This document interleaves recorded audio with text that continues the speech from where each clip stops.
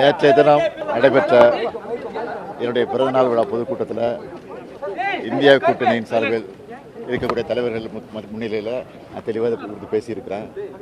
மாநிலத்தில் சுயாட்சி வேணும், குறிப்பாக இன்றைக்கு திணிக்கப்படக்கூடிய இந்தி திணிப்பை கைவிடணும், இருமொழி கொள்கை தான் கொண்டு வரணும்.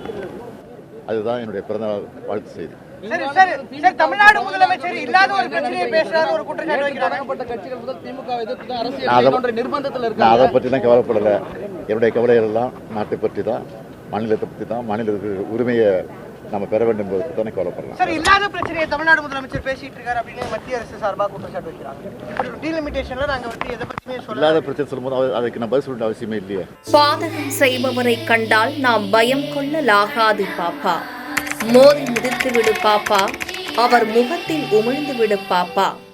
அண்மை செய்திகளை உடனுக்குடன் தெரிந்து கொள்ள இணைந்திருங்கள் எம் நாடு தொலைக்காட்சியுடன்.